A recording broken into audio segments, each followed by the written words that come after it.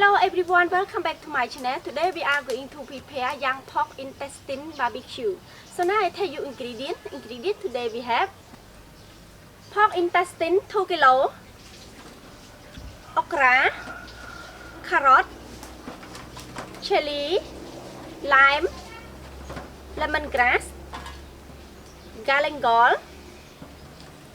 and kaffir lime leaves. So now get started with us. Chặt lại tay, ba cái phơi nè, chặt ta, mày chặt ta các bạn tích mày đào xanh như lúa nè, mày biết hả?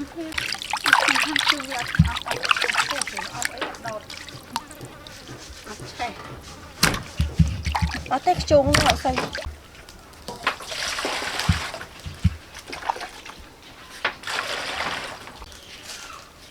I clean pork intestine one more time.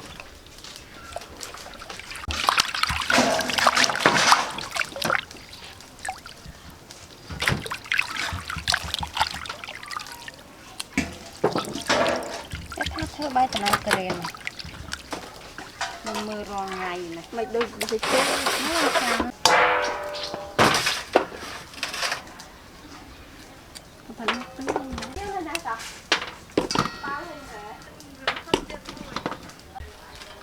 nào play salad lại, and we have Khmerska,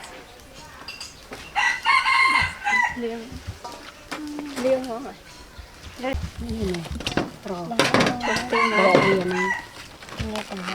Wow, so great.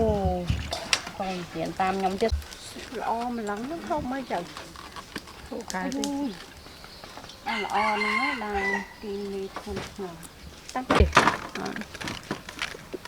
Cái vẫn đi vô đạp thằng. Ăn một tép heo với nhẹ.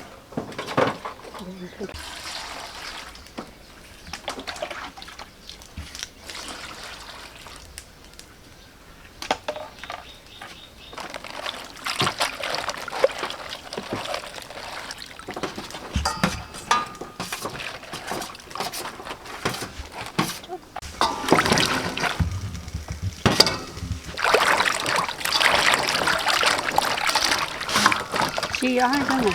Đâu mà một rồi. Còn tinh tân nó có muối nữa này.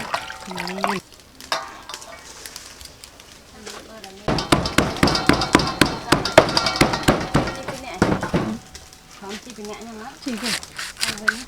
Ôi chả mừng cận nồi sân khai đưa nó đói chi. Khi lên chiều lấy nó cũng ôi vì miền ấy miền là chua.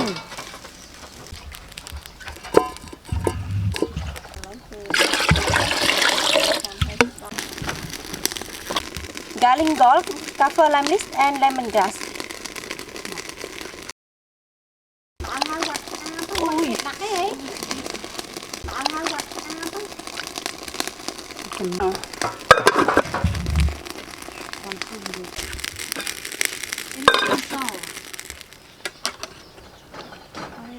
Mình ai còn hộp máy hành nói con cái Wow. Choy scoop. Nó một con cái đấy.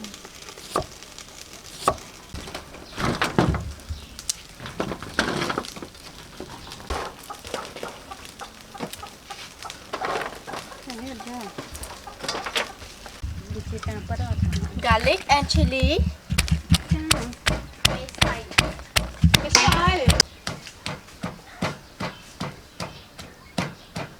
Sugar.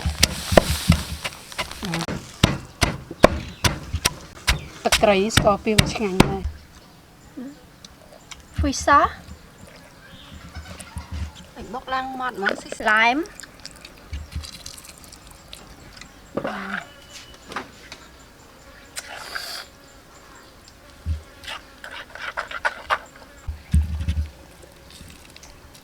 Two, three. okay. I'm sorry.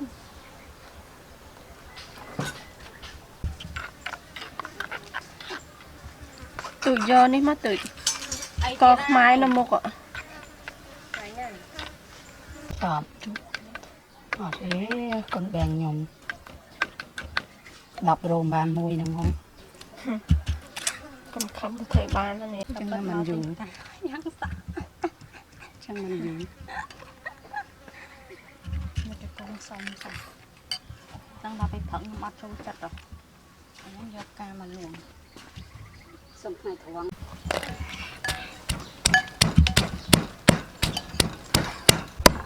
กาแฟแลมลิสกูเศร้าดิ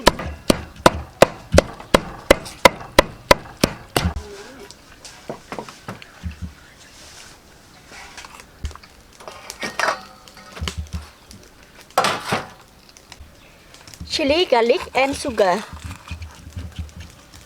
เกลือเนาะสุกเกลือครับมันเหลืองครับ tham sugar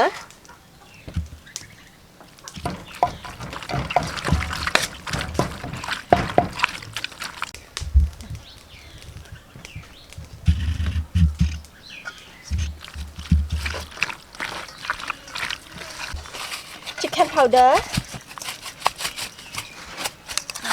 and oyster sauce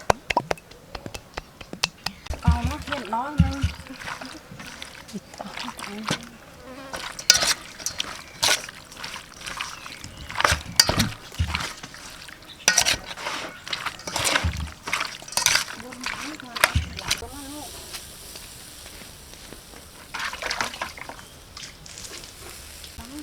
จังเลยตึงให้จะแก้ให้คนยูที่ก่อนจะกลับบ้านพอจะกลับเว้ยอย่างยังไม่เลิกจูงตลอดไม่พอใครว้าวช่วยบัดไรนั่งทำมันก็ห้องตรงนี้ดับคลายดูสมๆนะเพื่อมันจะอะไรเนี่ยคุณน้องนะหนึ่งสองอะไรล่ะมันเกิดได้หกเราไปเลย hồi xay ta dừng việc salad nó cho ăn hai ต้องปลาบ้านมาตัวหนึ่งตัวนี้ tới sự lụa đại giờ rồi okay now time to taste yummy food with us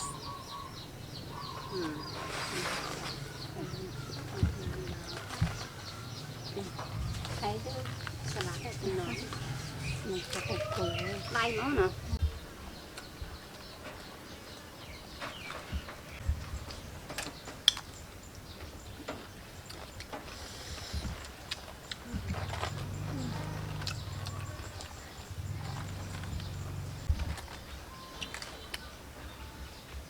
được rồi.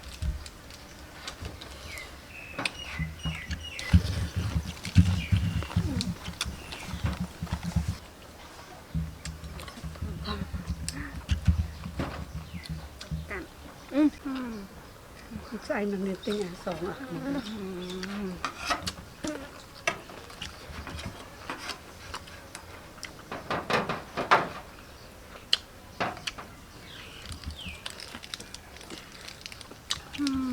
Mặn ấy đã, mặn này.